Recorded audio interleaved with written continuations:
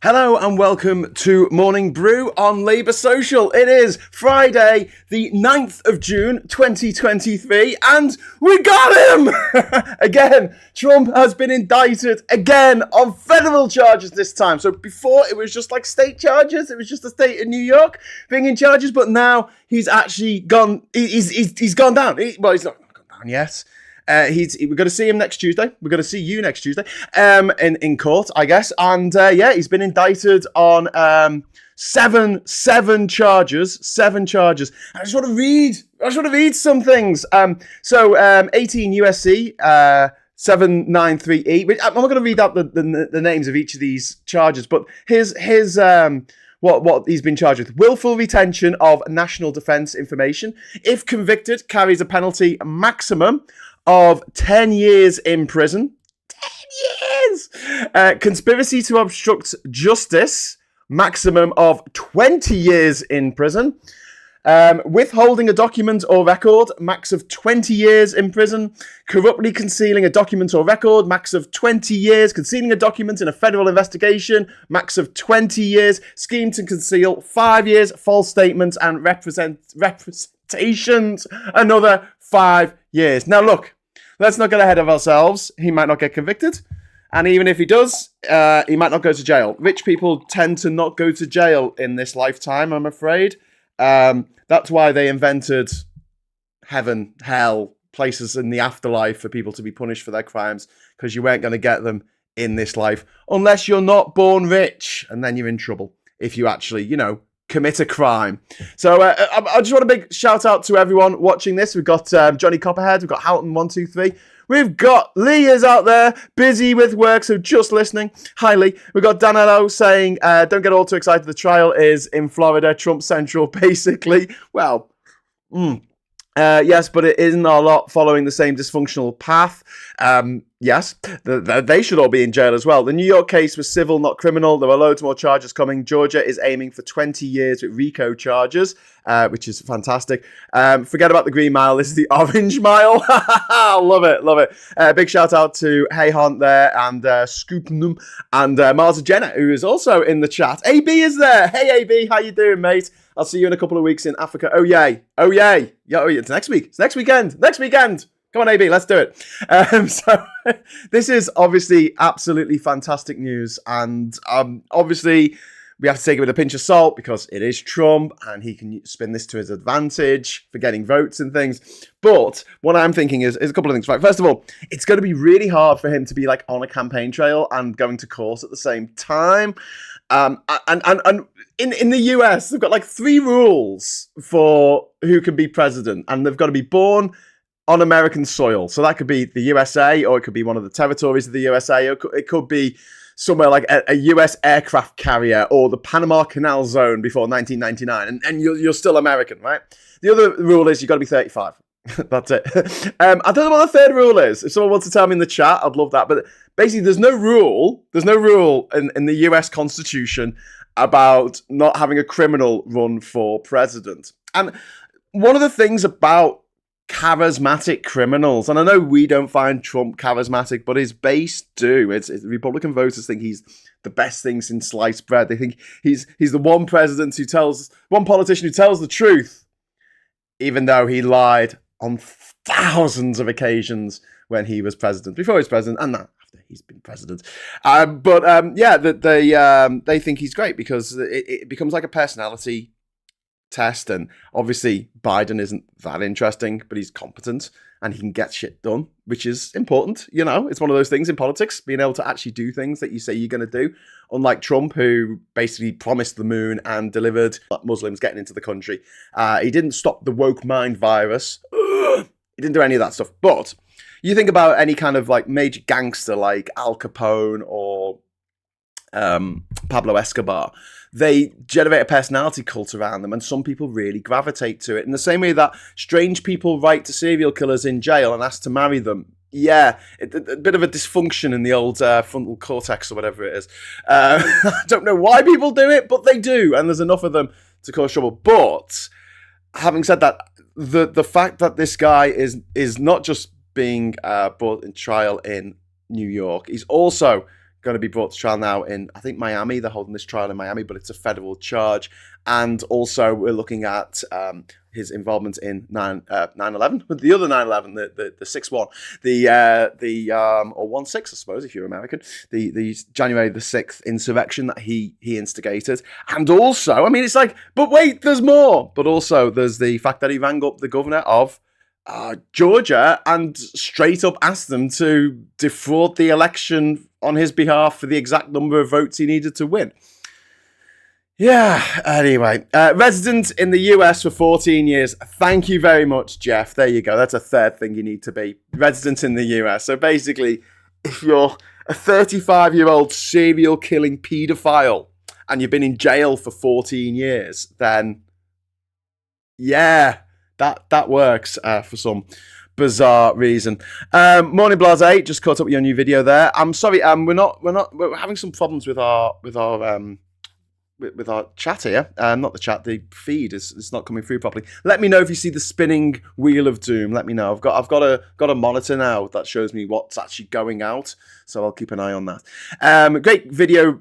British video gamer says no, it's the conspiracy crowd that love him. That's why he uses cute dog whistles. Yeah, that's very true. Great British video gamer. Purity vendetta. We've got lots of different vendettas on this. I like it. I'm sure Putin and a nice Soviet has a nice Soviet era flat in Moscow going cheap. Woo! Got that one out, didn't I? With all the long, complicated words in it. Come on, it's early. Stephen Durant, £2. Lots of Trump fans really like the Predator stuff. Yeah, they do.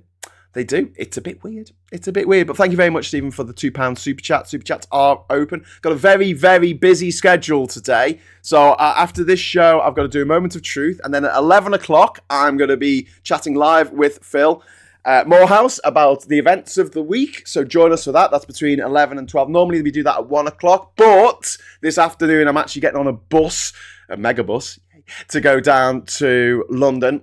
So I'm hoping to arrive in London by 9:30 in the place where I'm staying. And then hopefully, fingers crossed, if there's no traffic accidents, touch wood, and we're not insanely late because, you know, it's the coach, I'll be able to do a Labour social tonight with me and A. Thompson and Ollie Bowler Hatman and Ben Chambers from 16 Million Rising and other special guests who might be coming on to have a drink and a natter at 10 o'clock tonight. That's normally at 9 o'clock. It's going to be at 10 o'clock tonight. I've set up all the live stream notifications, so you should be able to find out exactly when they're going to be. But yeah, big schedule today. Big schedule. What are you doing in London? I'm meeting up with the Team Vote people. Now, the Team Vote people are the people who set up the website for the stopthetories.vote. They're working with people like Marina Purkis, Gemma Forte, Carol Vorderman to get the Tories out. And I'm meeting up with the people who are behind that. And I've been helping out in the background. And yeah, we're all sort of helping each other. And we're having a meeting tomorrow about next steps. And obviously, we've got these by-elections coming up in 2 constituencies that Phil was talking about yesterday. So basically, Rishi Sunak has okayed Boris Johnson's disgusting list of people that he's got to put in the House of Lords. But it's okay, because Starmer's going to abolish the House of Lords. So enjoy your 2 years in the House of Lords, dickheads. But Nadine Dorries and Alex Sharma, are going to have to stand down as MPs because you can't be an MP and in the House of Lords. You can't be both. In the same way you can't be a Lord and also the Prime Minister. That's why Alex Douglas Hume in, I think, 1962, I want to say 1960, maybe 1963, correct me in the comments, please do, had to give up his peerage in the House of Lords in order to become Prime Minister for 5 minutes. Ooh, so this general election, by-election stuff, Graham, that's amazing to hear. Yes, it is really exciting. We have a really, really good team of people who are all working together. It's basically all the people that you like to watch on YouTube.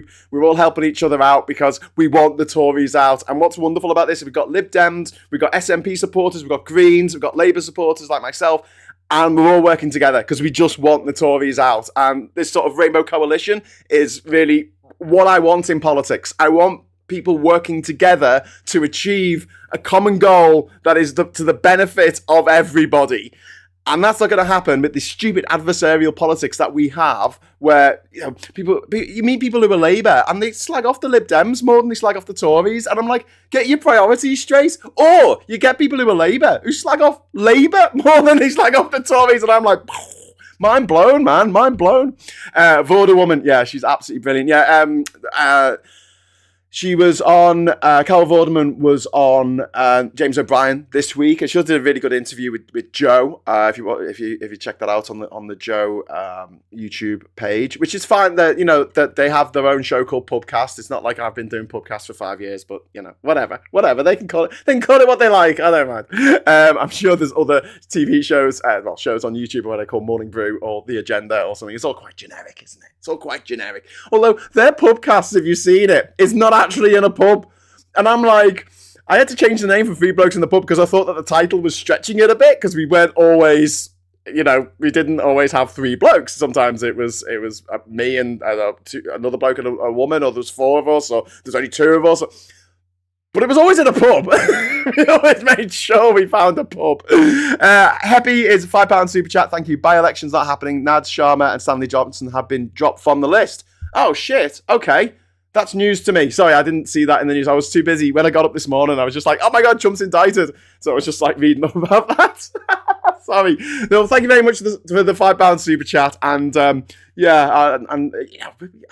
I love it when I'm corrected and things actually get better. So I'm very glad that Nad Sharma and Stanley Johnson have been dropped from the list, especially Stanley Johnson, because he's a wife beater. And I'm going to say that with absolute impunity, because he can't sue me, because it is a matter of record that he beat his wife so badly that she ended up in hospital. In hospital. And this is a guy who goes on TV and he's all like, oh, isn't he funny? He's the Prime Minister's dad. No. That man shouldn't be anywhere near television. In the same way that Jimmy Savile and Rolf Harris shouldn't be anywhere near television. Well, they can't be anymore because they're brown bread, aren't they? But whatever. Well said, Graham. United front on the left to defeat the Tories is what's required. Absolutely, Marza. Mad Monk has one called Morning Hangover. I like that. Maybe on Sunday mornings. Welcome to Centralism, Graham. Happy dance. That's a Nick and Div. Originally, there were 4 MPs, but 2 refused. As far as I'm aware, the other 2 are going ahead. We've also got, I did have to vote LD here in rural Shropshire to nail Patterson.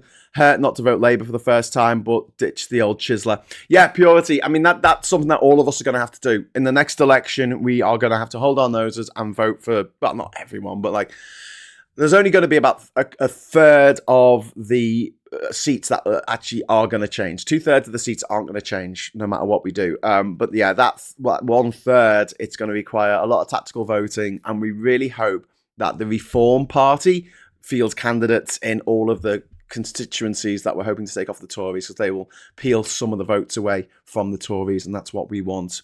But also what we want is the Reform Party to go away. So, it's a bit of a balancing act. But don't forget, in the last general election, Nigel Farage, who is the Reform Party spiritual leader, whatever, with long hair and purple trousers, he stood down. He stood down all of the MP candidates that they had in all of the Conservative constituencies, and only fielded them in places where Labour looked like they could lose, which Labour did. Labour lost a lot of seats, especially in the Red Wall, and there's a few reasons for that, and we can't completely deny any of them. And if we do deny any of them, we end up looking a bit silly. But we're not going to go into that right now. You are American if you're born in a military base, regardless where you are born in the world. That's from Cloud. Yeah. And also in an embassy, I think you can. It is a bit of a weird rule these days that, if you had 2 Americans and they were American diplomats and they were in London, and the wife of the diplomat herself was pregnant and she gave birth in a hospital in London, then that baby couldn't grow up to be president of the United States. Whereas someone like Boris Johnson, who just happened to be born in New York, I know he hasn't lived in America for 14 years and he has given up his American citizenship because of taxes. He could, theoretically, if he moved back to America, stayed there for 14 years, I don't know if he'll last that long. I hope he doesn't last that long. But if he did, he could run for president. He could literally run for president by dint of being born in New York to British parents. It's a very weird rule. It's a very, very weird rule. I will put not having a criminal record above being born on American soil, and with all the technicalities that come with that. Don't forget, in the election between Obama and McCain, the joke was that Obama had been born in America, in Hawaii, which is an American state since about 1950, I think. And then you had this other, was it 1950? Was it that recent? I think it was, wasn't it? Because America fought the Second World War under the 48-star flag, and then it became the 50-star flag after the war. So I think Alaska and Hawaii became states. Anyway, he was born in America, whereas McCain was actually born in Panama, but it was the Panama Canal Zone, so that was acceptable to people who obsess over where people are born. Slightly racist. Very racist. Totally racist. Graham, are you working with Gina Miller too? She's trying to target some seats. No, I'm not. I've not had any indirect conversations with Gina Miller. I think that maybe I don't want to say something that isn't true, but I don't know if Femi and Mike Galsworthy, who's now the leader of the European movement, EM, are working with her. I'll ask. I will find out and get back to you. But that would be good. She's a very, very good speaker, Gina Miller. But I was just going to mention about EM. So Mike Galsworthy is one of my faves. He's one of my Remainer favourites, and he also shares a birthday with me, which is nice. He was elected the chairman of the European movement, and something very interesting about the European movement, as well as having someone who just organises stuff, they also have a president, which is sort of an honorary title. I think it's Michael Heseltine at the moment. But do you know who the first president of the European movement was? Winston Churchill. Yeah, I shit you not, it was Winston Churchill. And yet all these Brexiteers, oh my God. That Ted Cruz was born in Canada, I think, and his dad is Cuban. That makes sense. That is nice. Yep, tactical voting, this is the thing this time. And to be honest, Helen Morgan isn't bad as an MP. We were so determined, we had a big LD sign in our garden. Fantastic. Going the extra mile there. But off the back of this next election, I want the Tories to be absolutely decimated. I want them to not be the official opposition anymore. That's how badly I want them to lose. But I really want to, once Labour are in, I want us to all amp up, and everyone who supports this, amp up the message on PR, because the 2029 election has to be fought on PR, because doing that will destroy anything that's left of the Tory party, because they will rip each other apart, rip themselves apart, I should say, because the half of them want to be closer ties with Europe, and the others wish that they were born in the Pacific Ocean, because then they would be that far from Europe, the worst continent in the world. You ask a Tory, what's the worst continent in the world? They go, Europe. Yeah, it's the worst. It's totally the worst. What's the best continent in the world? Oh, I don't know. The Pacific, that's not a continent. North America, that's the best. That's that. They've got the right idea in North America. All right, mate. Yeah. Tories out, PR in. Yes, I like that attitude. The Brexiters still don't get that Churchill was being sarcastic when he used the term special relationship. Yeah, it's interesting that you bring that up, because that's William Hawkins there in the chat. I sometimes do chats with Professor Tom Brooks of Durham University.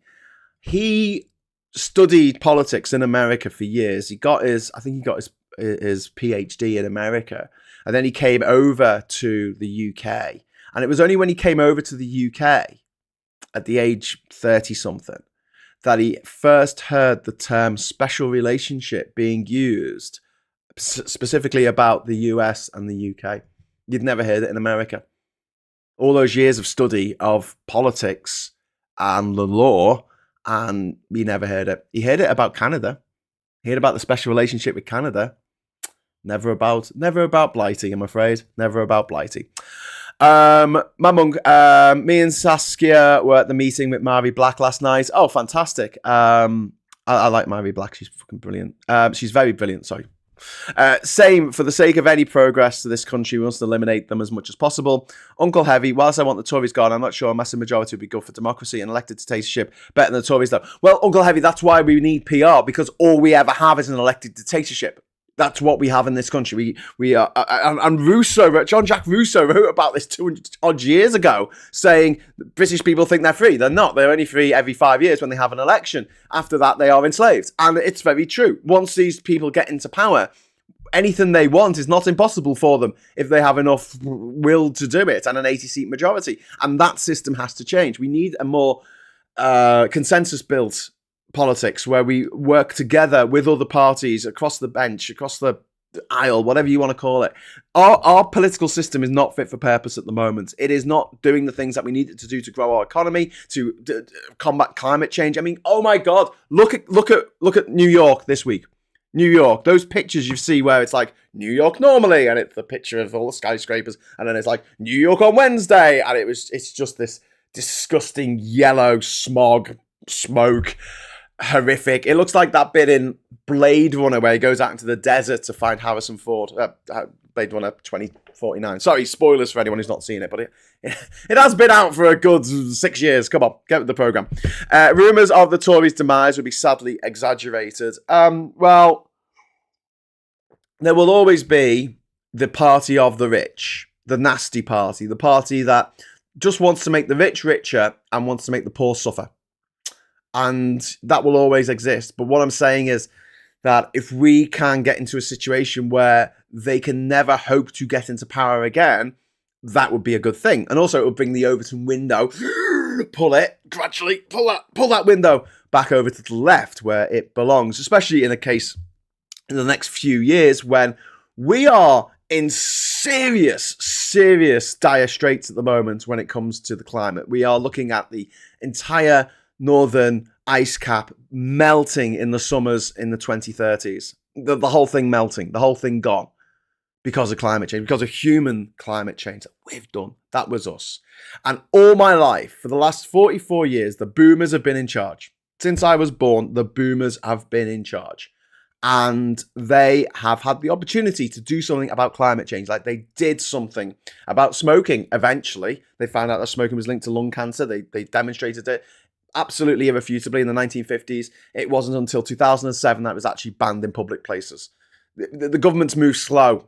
Governments move slow in this country and around the world. I mean, asbestos. Asbestos was found to be dangerous in 1930. In 1930. When was it banned? 1999 in this country. If you can believe that. It takes a long time for these idiots to get their SHIT together. However, when we were dealt with CFCs, and we realised that CFCs were causing a hole in the ozone layer, it was banned like that. It was banned so quick, it would make your head spin. Because there was a viable alternative that people could use for aerosol cans and for refrigeration purposes and for air conditioning. I think air conditioning use CFCs. Now they use HFCs, which are really bad for climate change, which is possibly even worse. But we got our stuff together. We got it all together. We put it in a backpack. We put it in a museum if we had to, but we got it together. And the fact that we can't do that for climate change, which is the most existential threat we have ever faced.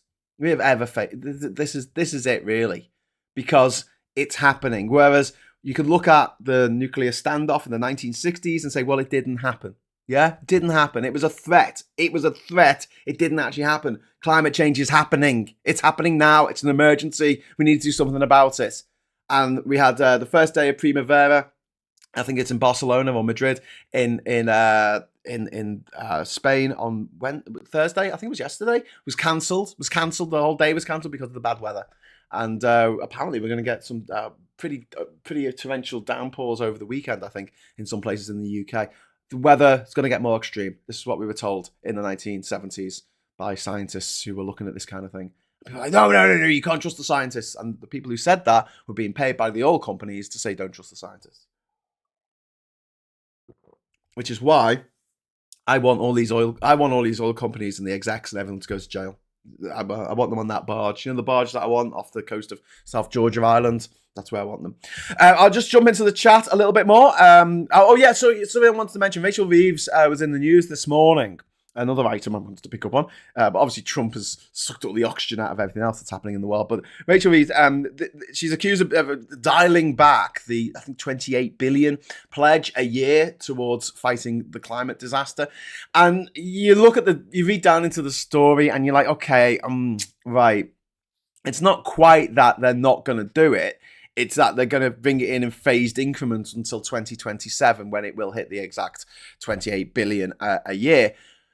And I understand that because what's happened is the Labour lot have looked at what the Tories have done to the economy and they've gone, we can't afford this now because of the damage that the Tories have done through their reckless austerity, their reckless Brexit, their reckless record on COVID, 37 billion on a track and trace app that didn't even freaking work. No one's gone to jail. No one's gone to jail. You rob some £37 worth of stuff from the local shop, you'll be arrested.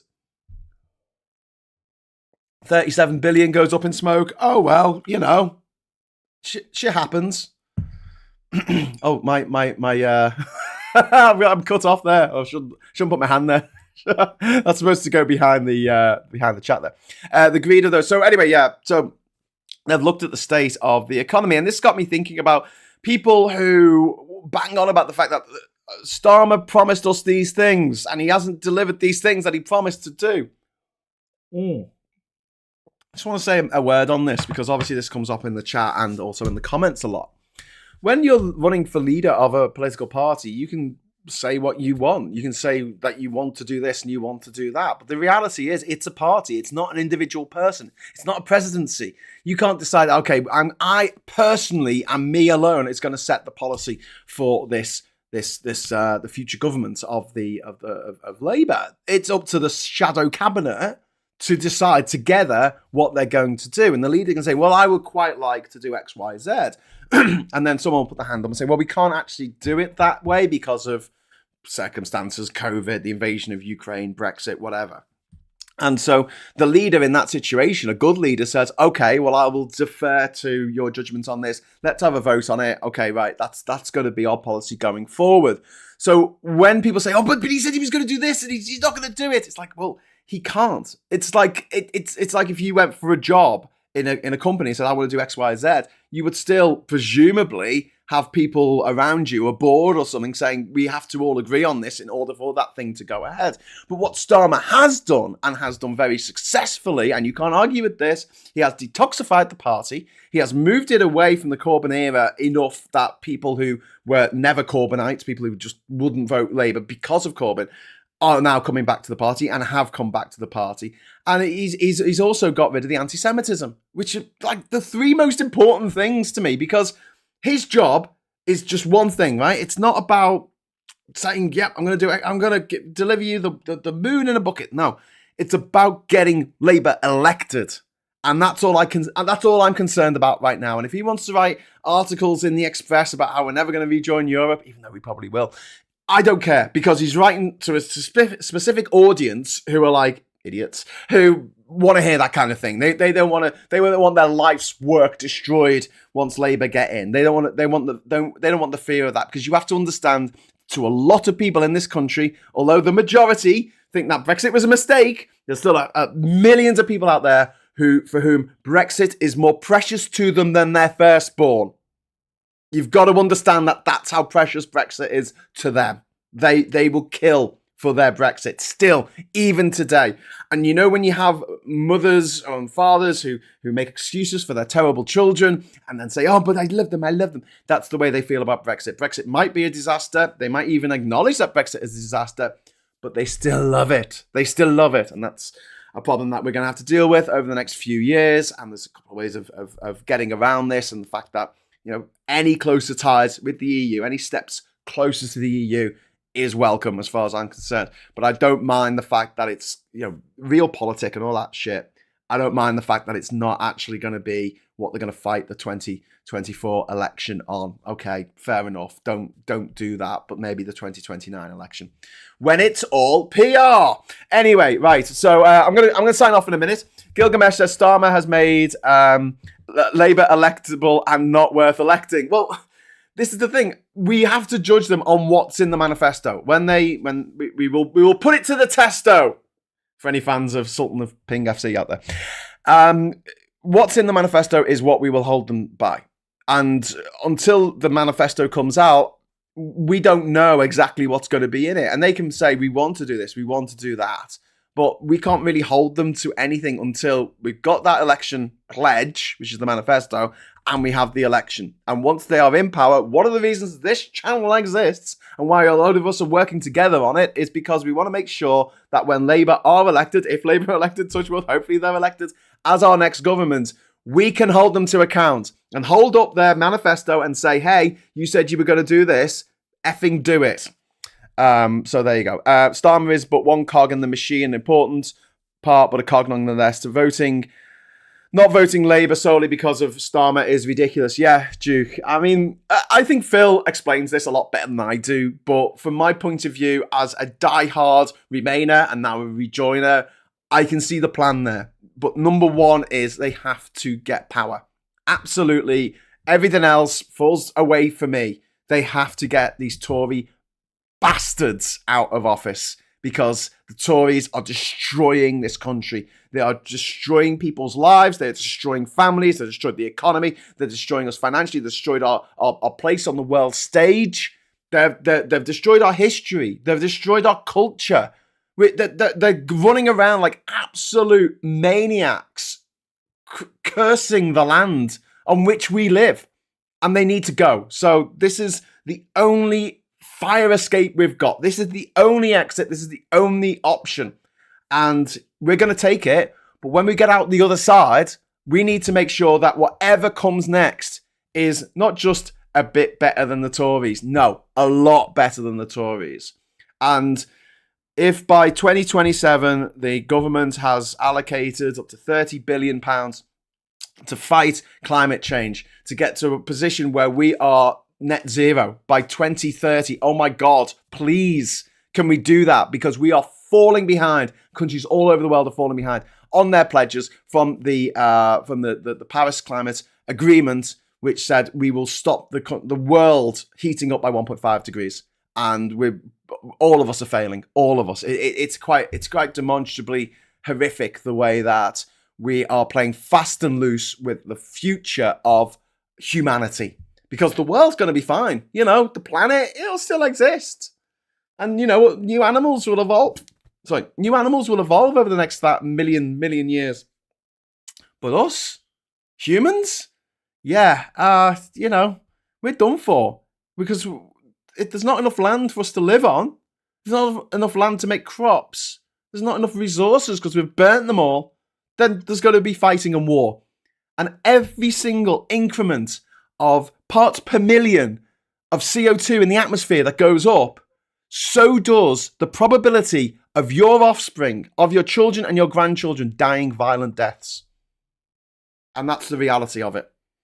So, yeah, I mean, the time for backbiting and second guessing and all that stuff, look, we could do that later. Right now, we are in an emergency situation. The house is on fire. The house is on fire. We have one exit available. We need to take that exit, and we need to make whatever we build in the future so much more better than what our forebears have saddled us with.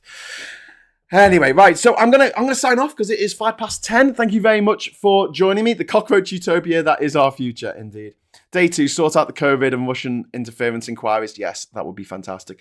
Nick and Diff said, look at the South and East constituencies, mostly blue. Starmer needs to win them over. I hate what he says, but he needs to win those areas. Once Labour are in, criticise them then, not now. Yeah, Nick, you have summed it up perfectly. Right, I am going to head over to the Discord server now for a James O'Brien listen along just for an hour, because at 11 o'clock I'm going to be back here with Phil Morehouse, and we're going to do an episode of The Agenda where we're going to talk about the events of the week. So I'm sure what's happened with Alex Sharma and with Nadine Dorries. Nadine will come up amongst other stuff. Thank you so much for watching. Thank you for the super chats. I really, really, really appreciate it. Thank you for all of my YouTube members, all the YouTube members, I should say.